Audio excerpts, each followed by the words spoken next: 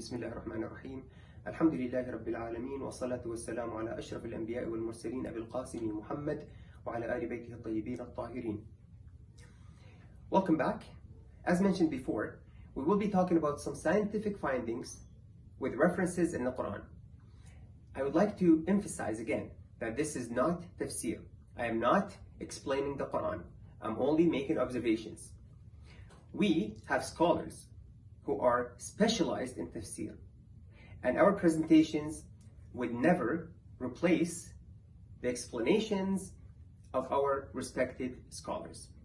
However, these scientific references that we are looking at could support our faith and understanding of the Quran by looking at it from a different angle. Everything I'm telling you here can be checked, and I urge you to find more details and investigate what is mentioned here to understand it better. With that being said, let's get started. This presentation is about iron. Allah subhanahu wa ta'ala mentioned 4 transition metals in Quran by name: gold, silver, copper, and iron. Out of all the elements in the periodic table, there is only one surah in the Quran that is named after a chemical element. That is Surah Al Hadid, meaning the iron chapter. Allah subhanahu wa ta'ala says in this surah, Bismillah ar-Rahman ar-Rahim, وَأَنزَلْنَا الْحَدِيدَ فِيهِ بَأْسٌ شَدِيدٌ وَمَنَافِعُ لِلنَّاسِ, meaning, and we sent down iron, wherein is great power and benefits for the people. Let's talk about this phrase from a scientific point of view. First of all, وَأَنزَلْنَا الْحَدِيدَ, meaning we sent down iron. Let's have some background information. Now, about 35% of the mass of the earth is iron.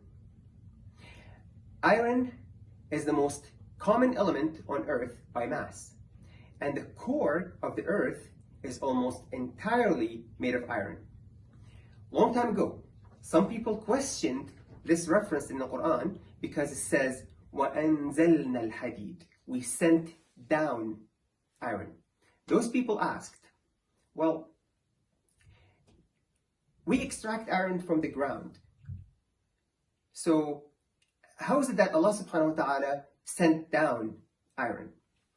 In the 20th century, science answered this question for us. And the answer is simply put, iron is not natural to the earth. It came from outer space. That's why Allah subhanahu wa ta'ala said, sent down the iron. How is that possible? Remember from the previous presentation, we talked about the cosmic particles that the Quran calls dukhan, meaning smoke, and some scientists call cosmic dust. Well, cosmic smoke or dust is the source of stars and planets like our solar system. Smaller particles fuse to give us larger, heavier particles. This process is called fusion, and it requires energy in the form of heat to take place. However, after the reaction takes place, energy is released, so this reaction is exothermic. That is how we get energy from the sun. Let's take a small break and we'll be right back.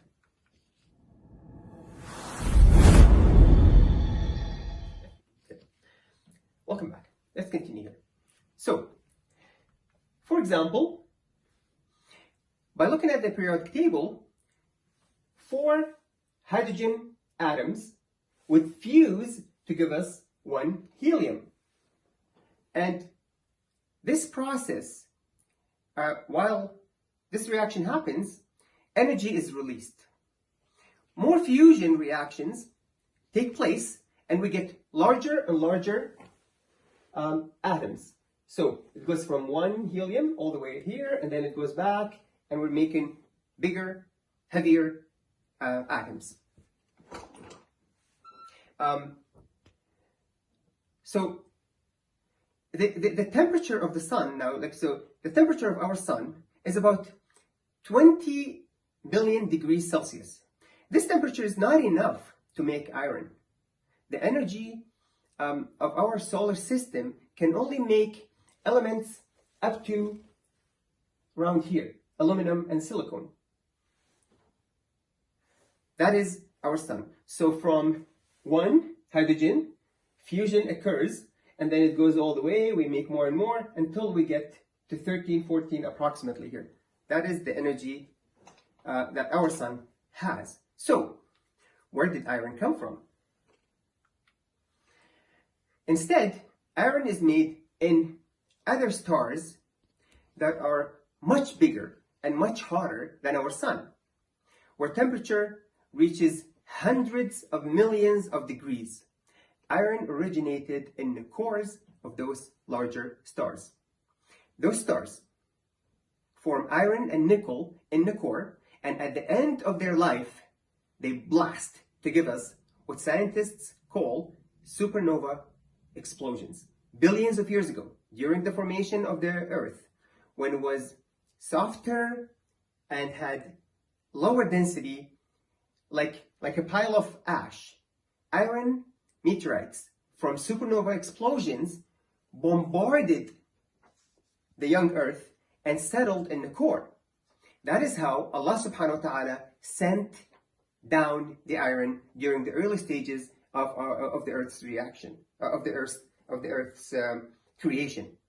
Nowadays, Earth still receives these meteorites. However, after the formation of the Earth, Allah subhanahu wa ta'ala provided the Earth with atmosphere as protection. When meteorites fall, they hit the atmosphere and burn.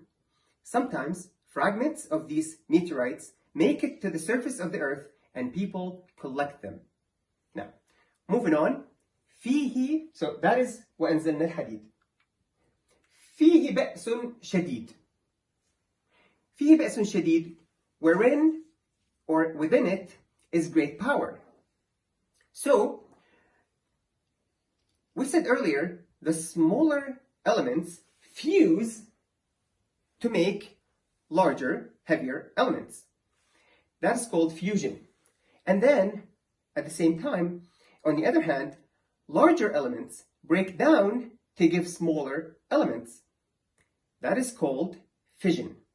And at the peak, iron has the ultimate binding energy per nucleon. So this is the atomic mass, and iron is right here at the peak of all the elements. Now, so that means everything in the universe aims to turn into iron. Out of all the elements discovered in the universe, iron and nickel are the ultimate elements to be formed because of the high bonding energy within their nuclei in the center of the atom. That is why we have iron and nickel coming from supernova explosions. And I'm saying maybe this is related to فيه بأس شديد. والحمد لله رب العالمين. Inshallah, we'll continue in the next lecture. Wassalamu alaikum wa rahmatullahi wa barakatuh.